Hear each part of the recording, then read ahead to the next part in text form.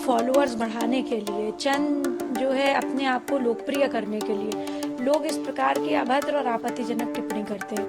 आजकल ये शायद ट्रेंड हो गया है, परंतु यह ट्रेंड कितना विभत्स हो सकता है ये मैं समझ पाई हूँ इस प्रकरण को देख करके, जिसमें इतनी अभद्र बात कही गई उन्होंने स्वयं के माता पिता के लिए। आप देखिए ना, समाज का कितना नैतिक पतन होता जा रहा है। ये जिस प्रक्रिया के बारे में बात करी है कोई अनयूजुअल नहीं है, सब उसी से पैदा होते हैं, वो भी उससे ही पैदा हुए हैं। वो जब शादी भी करेंगे आगे तो उनके बच्चे भी उसी तरह से पैदा होंगे। We are not living in a country जहाँ पर हमारे यहाँ पे संस्कार विहीनता है। हमारे यहाँ संस्कारों का जो है पूजा होती है।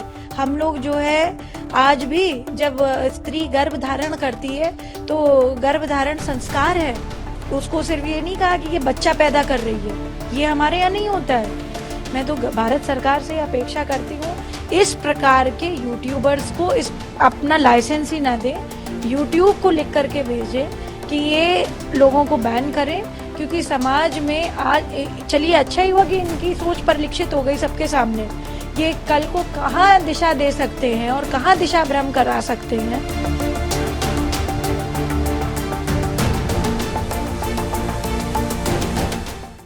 मुझे लगता है कि चंद फॉलोअर्स बढ़ाने के लिए, चंद जो है अपने आप को लोकप्रिय करने के लिए लोग इस प्रकार की अभद्र और आपत्तिजनक टिप्पणी करते हैं।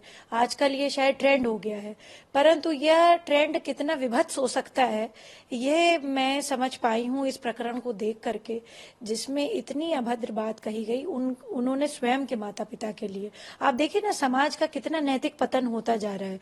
ये जिस प्रक्रिया के बारे में बात करी है कोई अनयूजुअल नहीं है, सब उसी से पैदा होते हैं, वो भी उससे ही पैदा हुए हैं। वो जब शादी भी करेंगे आगे तो उनके बच्चे भी उसी तरह से पैदा होंगे। तो उस चीज को जो है क्यों उन्होंने ऐसा जो है बोला, और मैं तो समझती हूँ कि we are not living in a country जहाँ पर हमारे यहाँ पे संस्कार विहीनता है। हमारे यहाँ संस्कारों का जो है पूजा होती है। हम लोग जो है आज भी जब स्त्री गर्भ धारण करती है तो गर्भ धारण संस्कार है, तो उसको सिर्फ ये नहीं कहा कि ये बच्चा पैदा कर रही है, ये हमारे यहाँ नहीं होता है। और ये पाश्चात्य सभ्यता भी अब हमसे सीख रही है ये बात कि क्या ऐसी चीजें हैं जैसे ओम का उच्चारण है, योगा है, मेडिटेशन है, उसकी डाइट है, इट अफेक्ट्स द चाइल्ड, और मेडिकल साइंस इसका प्रूफ देती है। तो क्या आप जो है सिर्फ इस चीज के लिए अपने आप को चमकाने के लिए अपने माता पिता के लिए इस तरीके की बात कर रहे हैं? I don't think this is appropriate. उन्होंने माफी मांगी, बहुत अच्छा किया।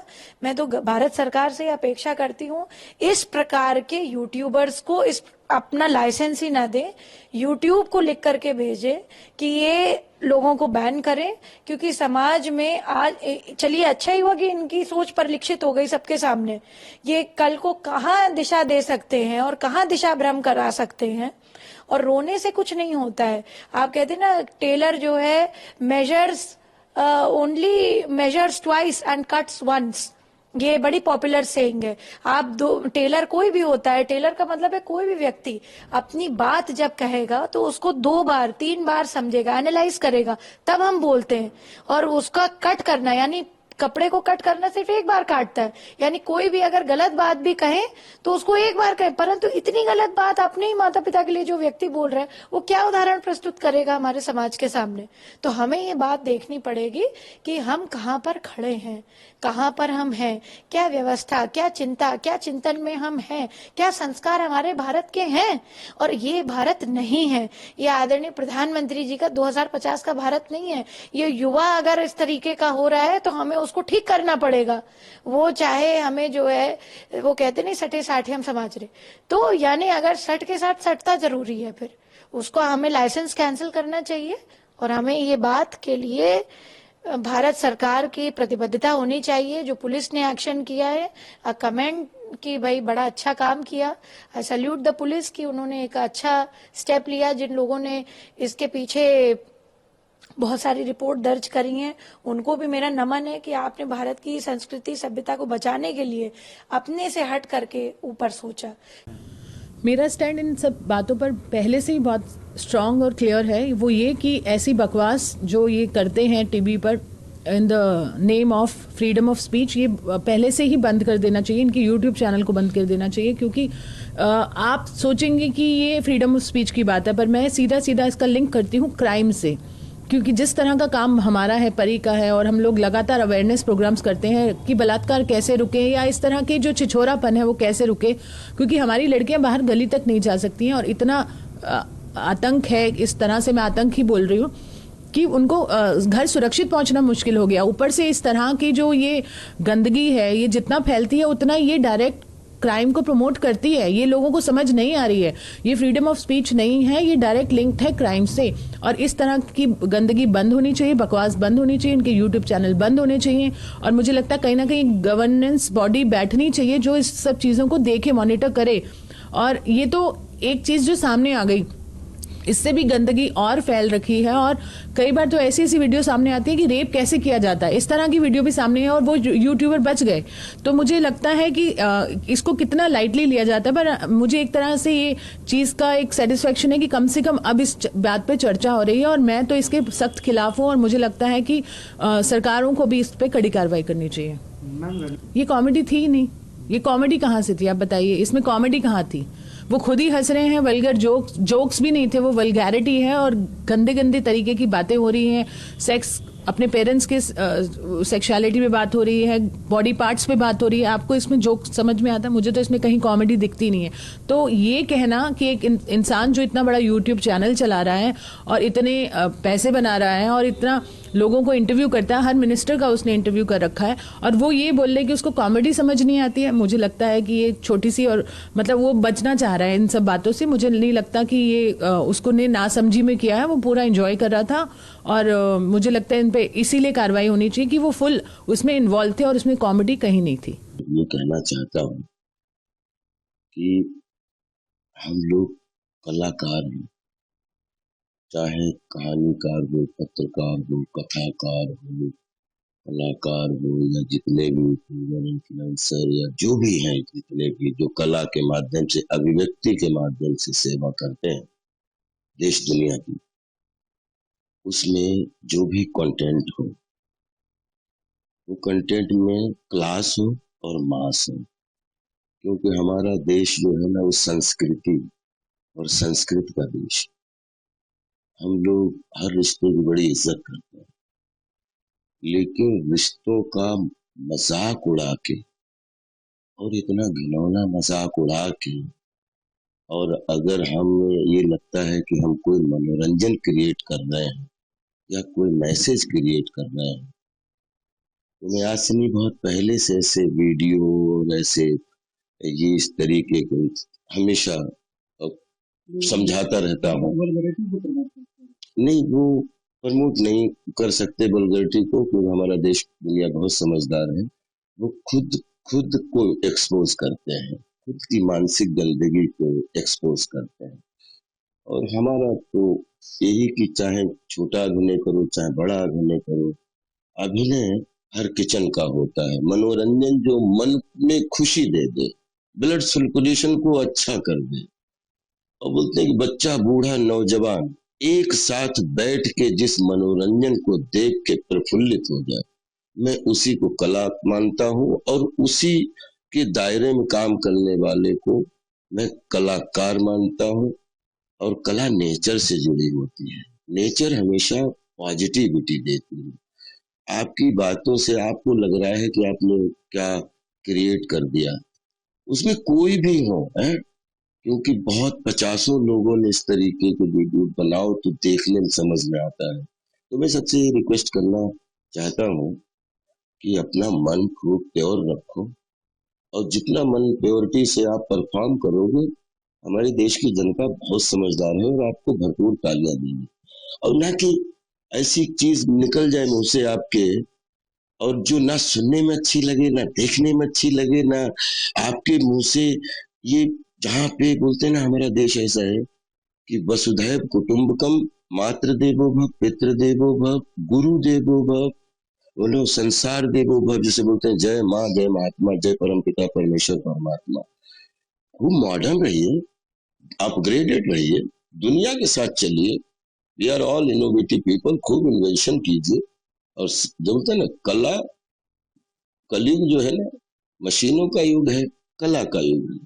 और हम कला के माध्यम से पूरी दुनिया में पॉजिटिविटी का माहौल, क्योंकि इतनी चारों तरफ लोगों को प्रेशर है, रोटी कपड़ा और मकान पूरे विश्व में, तो आपको देख के अगर मन में थोड़ी सी मुस्कुराहट आ जाए तो उसका स्वागत है। और आपका वो देख के या जो भी आप बात कर रहे हो, आपकी पता लगा पूरी एनर्जी खराब हो जाए और आपका मन खराब हो जाए, तो ये इस कला नहीं है, इसको बकवास मानता हूँ। और ये अपने सब छोटे भाई बहनों जो हमारे फील्ड में काम करते हैं, उसमें मैं चाहता हूँ कि आप युवा हैं, आपसे मैसेज जाते हैं, अगले बच्चे सीखें, आपसे लोगों को दुख ही नहीं होना। चार्ली चैपलिन साहब ने बड़ी अच्छी लाइन बोली थी कि हमारा दुख अगर लोगों का मनोरंजन बन जाए तो मुझे ये मंजूर है, लेकिन हमारा सुख लोगों के लिए दुख बन जाए तो ये हमारे लिए दुर्भाग्य की बात है। कि बस ये बाउंड्री लाइन है, और ये बाउंड्री लाइन को मेंटेन करिए। देश आपका है, दुनिया आपकी है, हर किचन आपका है। सस्ती ओछी लोकप्रियता पाने के लिए आदमी कितना गिर सकता है। और भी कॉमेडियंस हैं, जॉनी लीवर हैं, मरहूम हमारे दोस्त राजू श्रीवास्तव, कपिल शर्मा। कभी उनके मुंह से आपने कोई अपशब्द सुना है? मैं समझता हूं कि वही सबसे ज्यादा लोकप्रिय हैं। आप माँ बाप के बेडरूम में घुस रहे हैं, जिस माँ ने आपको 9 महीने कोख में रखा, जिसने आपको अपने खून से सींचा, जिसने आपको दूध पीकर चलना सिखाया, जिस बाप ने आपकी परवरिश की, आप उनके बेडरूम में घुस रहे हैं। ये कहाँ का मजाक है? ये मजाक नहीं है, ये अश्लीलता है, ये भद्दा मजाक है। तो ये ऐसा मजाक है कि आप अपने परिवार के साथ बैठकर ऐसे बेहुदा शो देख नहीं सकते। और पूरा देश जो है आश्चर्यचकित है कि ये क्या है। ये इसे ह्यूमर कहते हैं, इसे मजाक कहते हैं, इसे हंसाना कहते हैं। मैं समझता हूं कि कुछ कसूर हमारा भी है कि कई सालों से हम सहते आ रहे थे ये सब।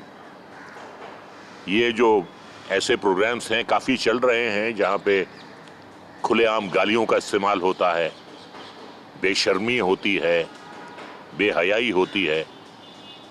हम खामोश थे आज तक, लेकिन चलिए, देर आए दुरुस्त आए, आ गए, लोगों ने इसको नोटिस किया और इसके खिलाफ अब कार्रवाई हो रही है। और कार्रवाई शुरू हो गई है। पार्लियामेंट में, लोकसभा में सवाल किए गए हैं और प्रशासन अपनी हरकत में आ गया है। तो हम जिस देश में रहते हैं वहाँ तो माँ को देवी कहा जाता है, माँ के कदमों के नीचे जन्नत होती है, बाप देवता होता है। आप सिर्फ थोड़ी देर के लिए तालियां या हंसी बटोरने के लिए आप माँ बाप के बेडरूम में पहुंच जाते हैं और उनके बारे में इतने अश्लील शब्दों का इस्तेमाल करते हैं और बाद में आप माफ़ी मांग रहे हैं। देखिए, वो गोली हो या निकले हुए शब्द हों, वो कभी वापस आते नहीं हैं। और ये जो कुछ भी हुआ है, ये जो हमारा मुल्क का कानून है, इसके खिलाफ है। ये आपको अगर फ्रीडम ऑफ स्पीच का हक दिया गया है तो उसका मतलब नहीं है कि आप गालियां दे रहे हैं, आप अश्लीलता फैला रहे हैं और आप किसी का चरित्र हनन कर रहे हैं, और वो भी अपने माँ बाप का कर रहे हैं। तो इससे ज़्यादा गिरी हुई बात और क्या हो सकती है। तो पूरा देश जो है बहुत बहुत अपसेट है इस बात से। लोगों को बहुत आक्रोश है। अब देखना यह है कि प्रशासन क्या करता है, सरकार क्या करती है, लेकिन इस पे ऐसे शोज पे अंकुश लगाना बहुत ज़रूरी है। यूट्यूब पर आते हैं, माँ बहन की गालियां देते हैं, लोगों को बुलाते हैं, उनकी माँ बहनों को गाली देते हैं। ये क्या है? ये कौन सा मजाक है? ये कौन सी तहजीब है? ये कौन सा तमद्दुन है? ये मेरी समझ में नहीं आ रहा है।